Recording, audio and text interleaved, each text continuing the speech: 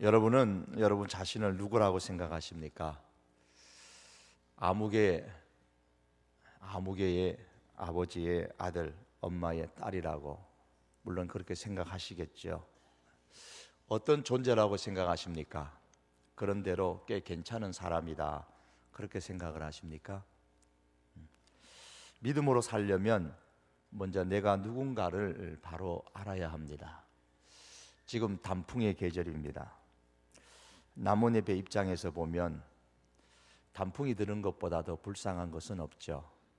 사람들은 이 단풍을 구경하러 가기 위해서 인산인해를 이룹니다마는 나뭇잎의 입장에서 보면 단풍은 참 슬픈 일입니다. 왜냐하면 단풍이 든다는 것은 더 이상 그 나무가 그 나무 줄기로부터 영양분을 그 가지마다 공급해 주지 못한다는 것을 의미하기 때문입니다. 이 나무가 추운 겨울을 나기 위해서는 영양분을 축적해 둔다고 합니다. 이를 위해서 나무 줄기가 나뭇잎의 그 가지마다 공급하던 영양분을 이제 서서히 가을이 되면 줄이기 시작합니다. 그럼 영양분이 그 가지마다 다 공급되지 못하기 때문에 파릇파릇하던 그 나뭇잎이 서서히 양분이 빠지게 되고, 우리로 말하면 엽록체가 빠져나가게 되고 노랗게 빨갛게 그렇게 변하게 되는 것입니다. 그러다가 마침내 양분이 더 이상 공급되지 않으면 노랗고 빨갛게 변한 나뭇잎이 더 이상 이제는 뭘로 변합니까? 갈색으로 변하게 되고, 그나마 그 나무에 붙어있을 나무가지에 붙어있을 힘조차 없어지게 되어져서 마침내 땅에 떨어져 뒹굴게 되는 겁니다. 그래서 이 단풍이 들었다라는 것은 나는 이제 영양분이 없어요, 영양분이 지금 빠져나가고 있어요 라고 그렇게 나무 잎들이 지금 아우성치는 소리와도 같은 겁니다. 그러니 우리는 참 보기 아름답고 사진도 찍지만 나뭇잎 가지의 이파리의 입장에서 보면 잘 슬픈 현상입니다. 여러분, 우리는 무엇에 물들어 있나요? 하나님의 양식을 공급받지 못해서 혹이나 노랗게 빨갛게 혹시 그렇게 단풍을 들지 않나요? 아마 그렇게 하나님의 영양분을 받지 못해서 우리가 단풍이 들었다면 세상의 사람들은 우리를 보면서 정말 환호하고 좋아할 것입니다. 오늘 말씀을 통해서 내가 누구인가, 내가 어떤 존재인가, 아니 인간이라는 존재가 어떤 존재인가, 본질적인 문제들을 말씀을 통해서 한번 생각하려고 합니다. 18절에 보시면 하나님의 진노가 불의로 진리를 막는 사람들의 모든 경건하지 않음과 불의에 대하여 하늘로부터 나타나나니라고 했습니다. 이 말씀에 보면 하나님께서 무엇에 대하여 진노하신다 그럽니다. 하나님의 진노. 무엇에 대해서 진노하시는가 하면 인간의 사람들의 경건하지 않음과 불의에 대해서 하나님이 진노하십니다. 그러면 경건하지 않다라는 말이 무슨 뜻일까요? 이 경건하지 않다는 말을 정확하게 이해하려면 경건하다라는 말이 무엇인가를 우리가 이해하면 그 반대 의미를 이해할 것입니다. 야고보서 1장 27절에 보시면 이런 말씀이 있어요. 하나님 아버지 앞에서 정결하고 더러움이 없는 경건은 뭐다. 경건은 곧 고아와 과부를 그 환난 중에 돌보고 또 자기를 지켜 세속에 물들지 아니하는 그것이니라. 경건이 뭐라고 했습니까? 집중해서 들으셨나요? 고아와 과부를 그 환난 중에 돌보고, 두 번째 자기를 지켜 세속에 물들지 아니하는 것이니라. 경건이라는 것이 고아와 과부를 돌보는 것이고, 두 번째는 자기를 지켜 세속에 물들지 아니하는 것이 경건이라 그랬습니다. 자, 왜 그럼 경건을 고아와 과부를 돌보는 것이라고 했을까라는 질문입니다. 왜 하필이면 고아와 과부를 돌보라고 했는지 그 이유를 이해하는 것이 경건을 이해하는데 아주 필요합니다. 구약 성경에 보시면은 갖지 못한 자, 가난한 사람, 소득을 남보다 아주 적게 가진 사람, 거의 소득이 없는 그런 사람들을 말할 때마다 약방의 감초처럼 나오는 단어가 나옵니다. 그게 뭐냐면 레위인과 고아와 과부와 나그네입니다. 고아, 과부, 나그네, 객입니다. 레위인은 당연히 가나안 땅에 들어갈 때에 소득을 얻을 수 있는 땅을 안 주었기 때문에 소득이 없는 사람들이고요. 고아와 과부, 나그네는 남성 위주에 살아가는 그 시대의 속에서 남자가 가정에 없다는 것은, 또 아버지가 없다는 것은, 그것은 소득을 얻을 수 있는 땅이 제대로 없는 것이고 그 제대로 생존할 수 없는 사람들입니다. 그래서 하나님께서는 이스라엘 사람들에게 자기들의 소득을 얻어서 즐거워할 때에 항상 고아와 과부와 나그네와 레위인들을 자기들의 소득의 즐거움에 동참시키도록 하라, 그렇게 도우라고 말씀하셨습니다. 이때에 그들을 도와야 될 이유를 말씀하면서 너희는 애굽에서 종되었던 것을 기억하라는 말씀을 주셨습니다. 무슨 말씀이냐면 너희도 과거에는 소득이 없는 사람들이었다, 종이었다는 겁니다.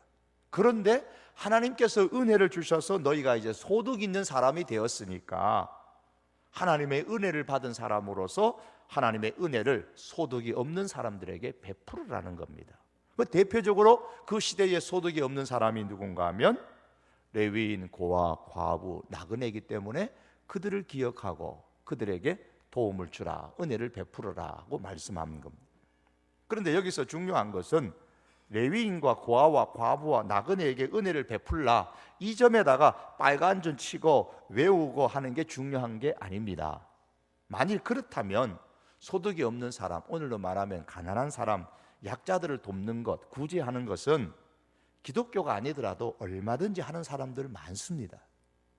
오늘 신문지상을 보시고 사회를 보면 예수를 안 믿고 교회를 안 다녀도 약한 사람들, 부족한 사람들, 가난한 사람들을 도와주는 사람 얼마든지 있잖아요.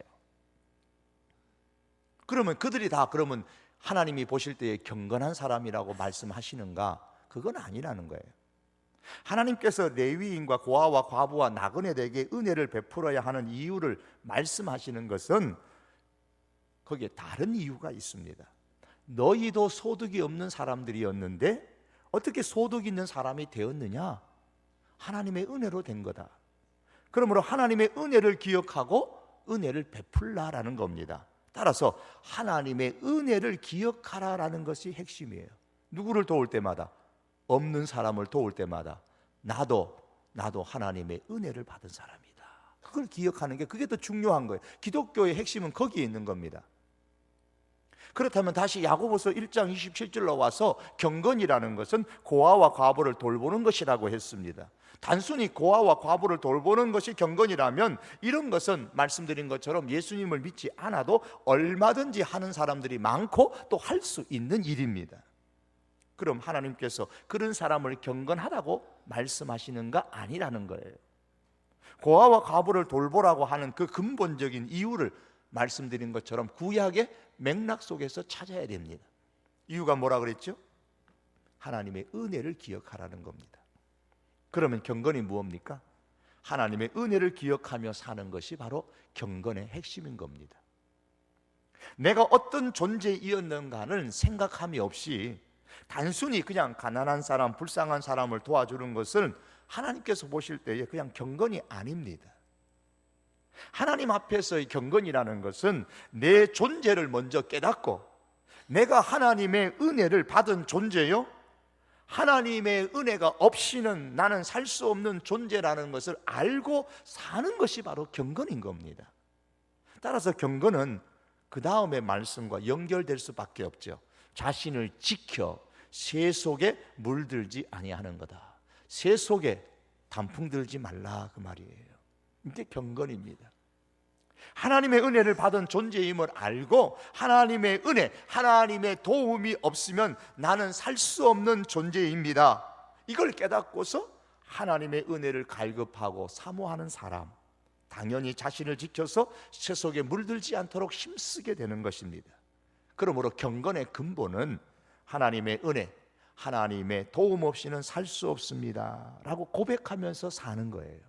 이게 경건입니다. 그러나 세속에 속한 사람은 그렇게 살지를 않습니다.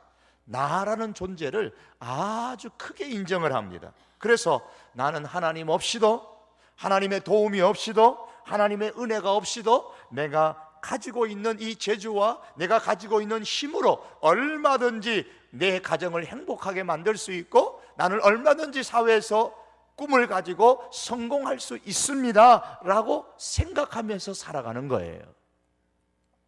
열심히 하기만 하면 원하는 것을 이룰 수 있다고 여기면서 살아갑니다. 이 모습이 바로 경건하지 않는 모습인 겁니다.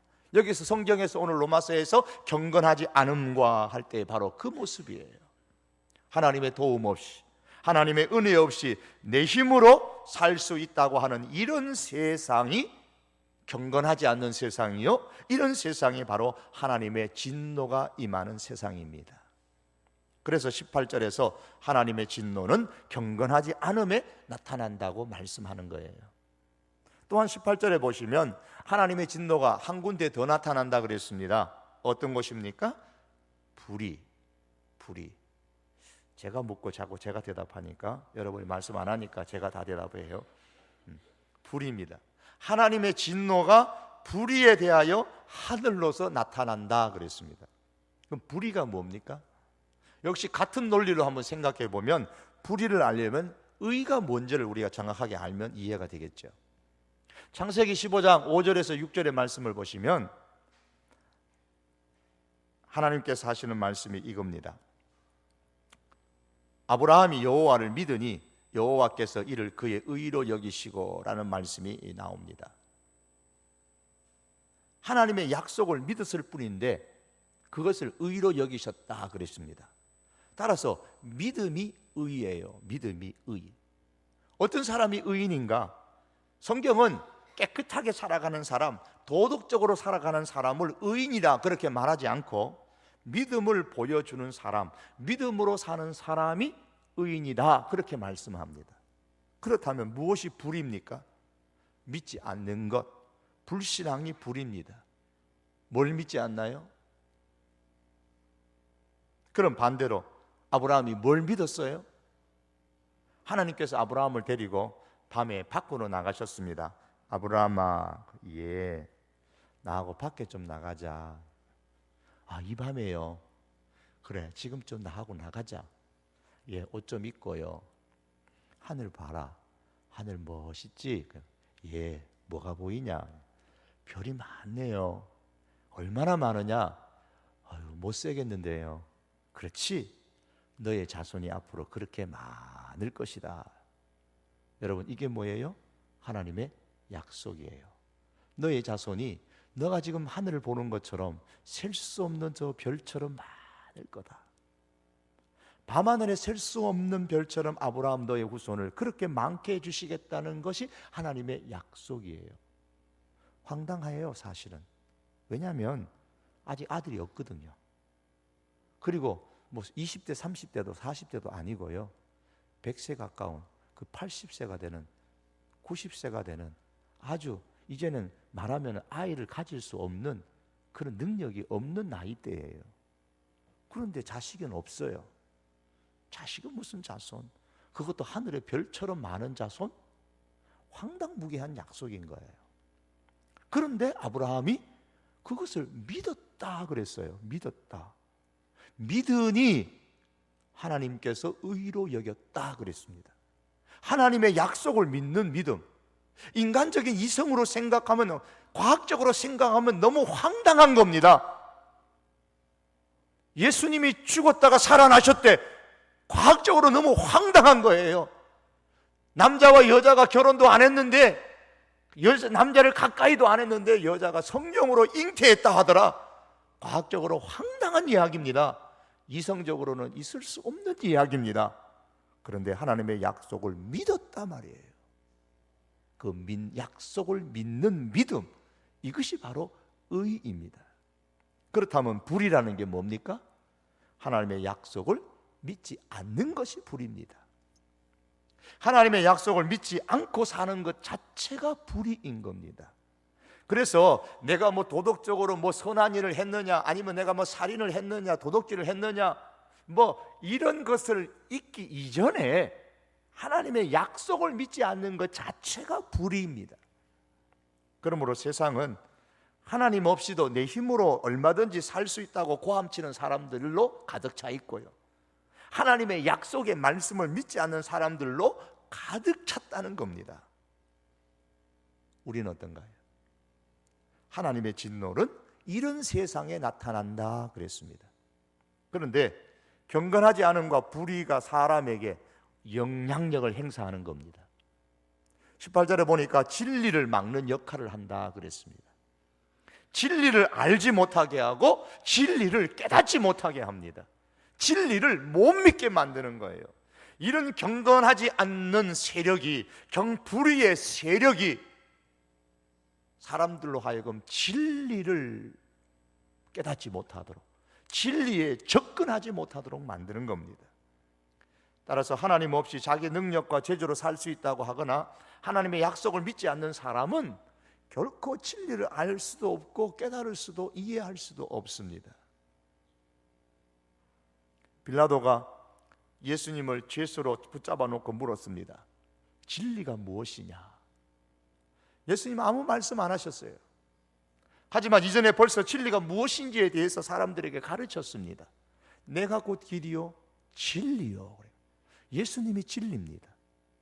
그렇다면 하나님의 도움 없이, 은혜 없이 자기 힘으로 넉넉히 살 수 있다고 장담하는 사람이나 하나님의 약속을 믿지 않는 사람은 진리 되신 예수님을 알 수도 없고 깨달을 수도 없습니다.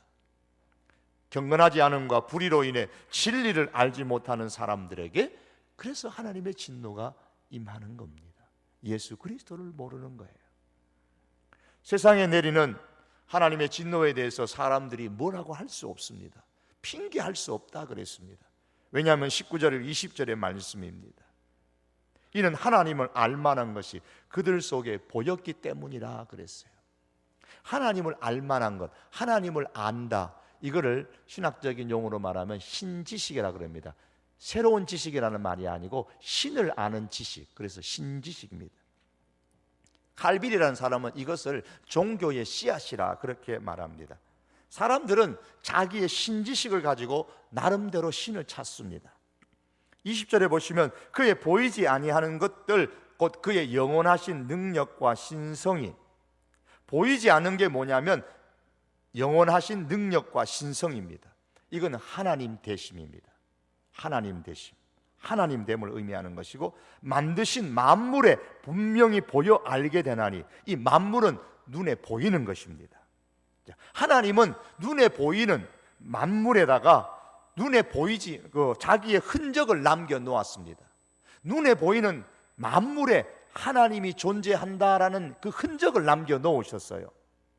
그렇다면 사람들은 하나님께서 남겨 놓으신 그 눈에 보이는 그 흔적을 발판으로 삼아서 눈에 보이지 않는 하나님을 섬겨야 하고 하나님을 알아야 합니다. 즉 하나님의 능력과 하나님의 신성, 하나님 되심, 하나님을 알도록 하나님께서는 원하신 겁니다. 그런데 사람들은 눈에 보이는 것에만 집착하는 거예요. 예를 들어 보십시오. 우리를 둘러싸고 있는 이 대기, 공기가 없이는 우리가 생명을 유지할 수가 없습니다.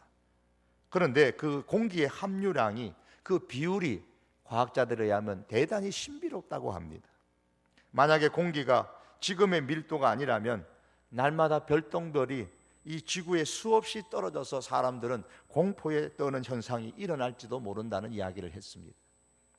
만약에 태양으로부터 내리쬐는 저 햇빛을 공중에서 차단하여 주는 전리층이 없으면은 인간은 그 태양열에 의해서 살 수가 없을 것입니다. 그런데 그 공기의 오묘한 그 비율이 별똥별이 지구에 떨어지는 것을 막아주고, 대기 가운데 있는 햇빛을 차단하여 주는 그 전리층이 태양열로 인해서 인간으로 비롯해 모든 생명체가 죽는 것을, 태양빛의 열에 타서 죽는 것을 막아줍니다. 여기서 공기의 오묘한 비율이나 햇빛을 차단해 주는 이러한 전리층은 바로 보이지 않으시는 하나님의 존재를 보여주는 하나님의 흔적인 겁니다. 하나님의 흔적. 사람들은 과학의 연구에 의해서 공기의 오묘한 비율을 압니다. 햇빛을 차단해 주는 그 전리층을 압니다. 그러나 그것이 하나님의 존재를 알고 하나님을 섬기라고 주신 하나님의 흔적이라는 사실을 알지를 못합니다. 믿지 않아요. 그 대신에 많은 사람들은 보이지 않으시는 하나님을 섬기라고 남겨주신 그 흔적 자체가 너무 대단하고 이야 신비하다. 그래서 그 흔적 자체를 신으로 섬기고 마는 겁니다. 그래서 21절은 이렇게 말합니다. 하나님을 알되, 하나님을 안다는 말이 하나님이 눈에 보이도록 주신 흔적을 안다는 겁니다. 하나님께서 남겨주신 하나님의 흔적을 보고서 신지식을 갖는다 그 말입니다. 이야 신이라는 것은 존재하는구나. 그런데 그 하나님의 흔적을 통해서 얻은 그 신지식을 가지고 이제 하나님을 찾아가야 되는데 참된 하나님을 믿지 아니하고 영화롭게 하는 것이 아니라 하나님께서 남겨놓은 그 흔적 그 자체를 믿어버립니다. 그 결과 하나님을 영화롭게 하지 않고 하나님을 기쁘시게 하지 않고 하나님께 감사하지도 않는 인생을 살아가는 겁니다. 생각이 허망해지고 미련한 마음이 어두워져서 우상을 숭배하고 눈에 보이는 것에만 집착해서 살아갑니다. 왜 이렇게 됐을까요? 그 인간의 죄 때문인 겁니다. 죄로 인해서 그 하나님의 흔적을 보고서도 그것이 하나님을 찾으라는 하나님의 흔적인 줄 모르고 단순히 신이 있다는 사실만 알고 우상을 숭배하는 겁니다. 그래서 23절에 보면 썩어지지 아니하는 하나님의 영광을 썩어질 사람과 새와 짐승과 기어다니는 동물 모양의 우상으로 바꾸었다 그랬습니다. 그래서 세상의 모든 나라, 모든 민족, 모든 부족에게는 나름대로의 신이 다 있는 겁니다. 하나님을 알 수 있는 하나님의 흔적을, 눈에 보이는 것을 흔적을 주셨는데 그 흔적 자체를 믿어버리는 거예요. 잃어볼 때에 죄가 뭐냐? 보이는 것만을 믿으려고 하고 보이지 않는 것을 안 믿으려고 하는 그런 특성을 죄가 갖고 있습니다. 여러분 생활을 하다가 수돗물이 끊겨서 불편을 겪는 경우가 있습니다. 단수가 되어지면 집안을 깨끗이 청소할 수도 없고요, 부엌일도 할 수 없고요, 무엇보다도 아파트 같은 경우에는 화장실을 깨끗하게 사용할 수도 없습니다. 물이 끊어진 상태에서는 아이들에게 화장실을 깨끗이 사용하자 그렇게 결심하고 결단해도 소용이 없는 거예요. 끊어진 물이 다시 나와야 가능한 겁니다.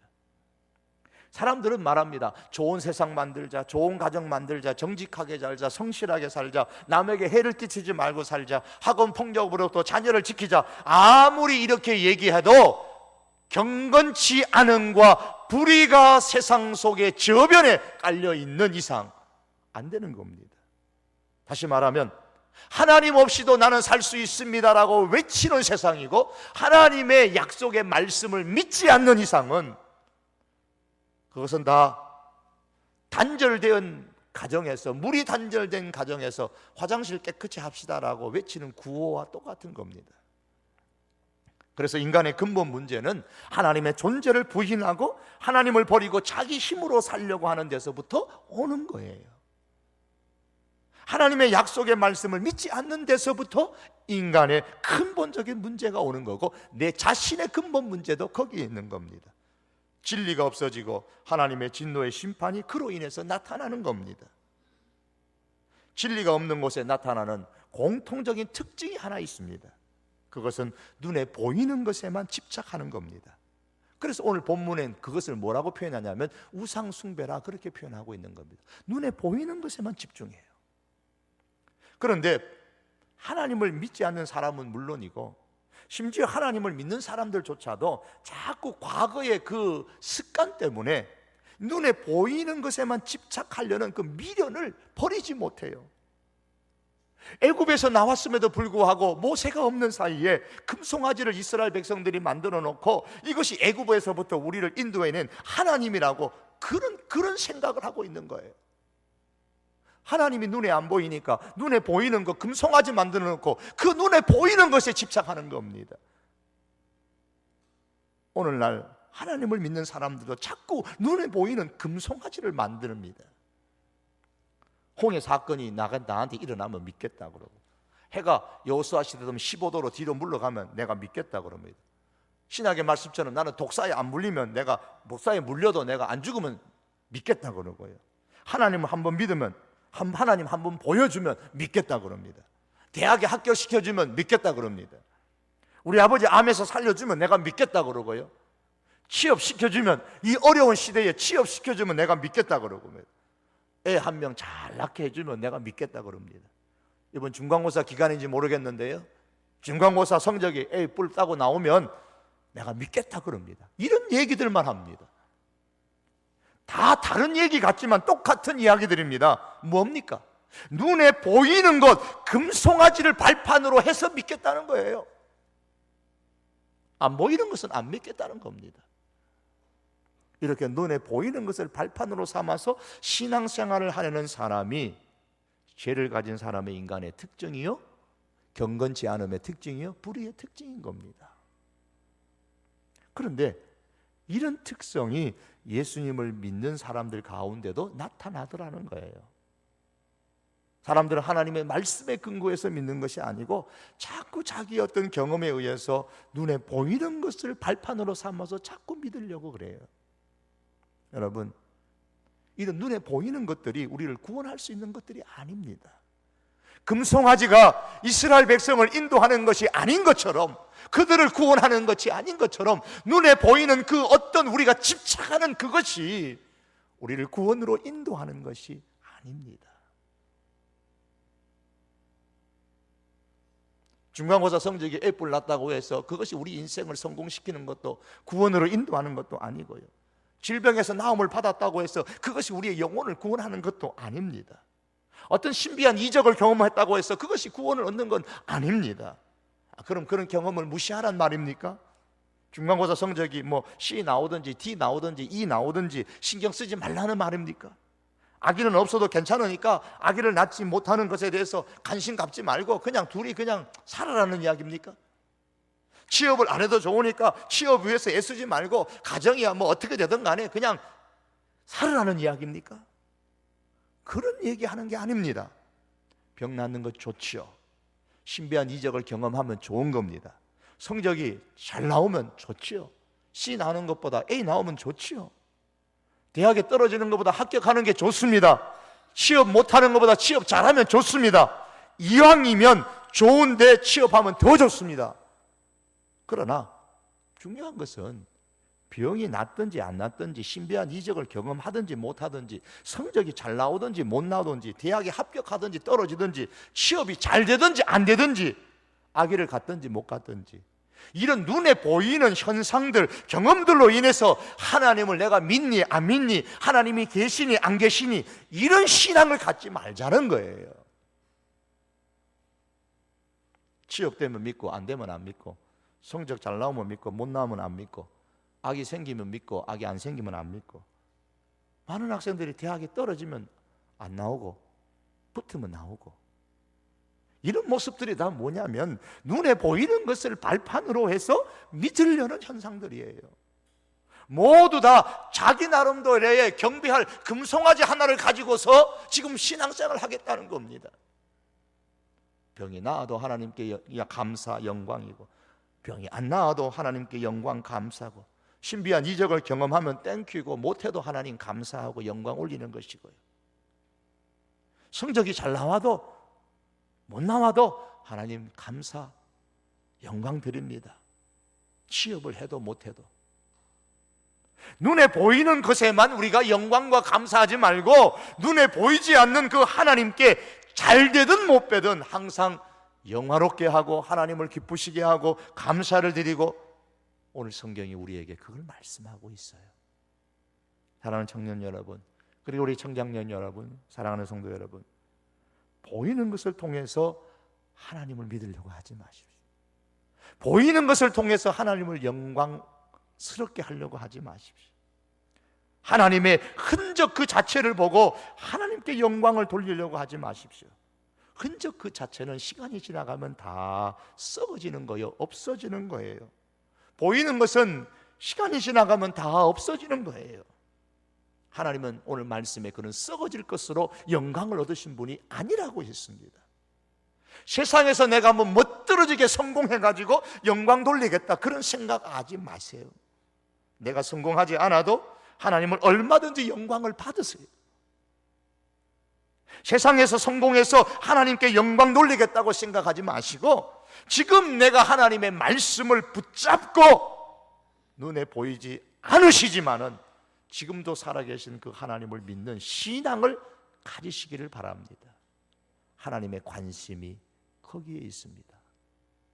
우리가 눈에 보이는 것에 집착해서 그것을 얻을 때에 내가 하나님을 영화롭게 하고 하나님께 감사하는 그런 인생이 아니고, 눈에 보이는 그것을 통해서 우리가 점점 눈에 보이지 않는 그 하나님께 우리가 집중하면서 살아갈 수 있는 그런 신앙의 사람, 우리 함께 될 수 있기를 원합니다. 기도하시겠습니다. 우리 시간 한번 기도하십시다.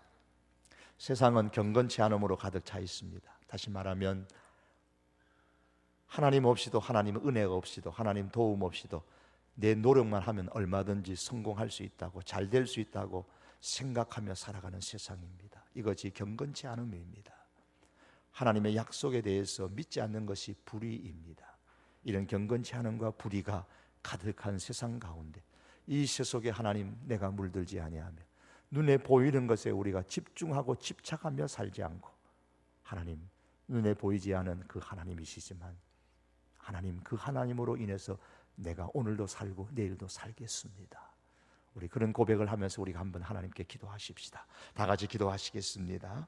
존귀하신 우리 하나님 아버지, 오늘 저희들 주의 전으로 올라오게 하시니 감사합니다. 이 오후에 올라왔습니다. 하나님, 세상은 경건치 않은 것으로 가득 차 있고 하나님, 세상은 불의로 가득 차 있습니다. 여기에 하나님의 진노가 임하기에 하나님, 세상은 핑계하지 못할 것이라고 했습니다. 하나님, 알만한 것을 흔적으로 우리에게 남겨주셨는데 주여, 우리는 그 흔적에만 집중하지 않게 하시고 하나님, 그 흔적을 보며 눈에 보이지 아니하시는 그 하나님을 찾고 그 하나님을 믿는 큰 믿음들을 주여 저희들에게 허락하여 주시기를 하나님 간절히 원하옵고, 아버지여 기도하옵나이다. 전능하신 그 하나님, 세상과 비교할 수 없는 그 하나님, 만물과 비교할 수 없는 높으신 그 예수 그리스도 하나님, 그분을 붙잡고 승리할 수 있는 우리 믿음의 사람들 되게 하여 주시옵소서. 예수님의 이름으로 기도합니다.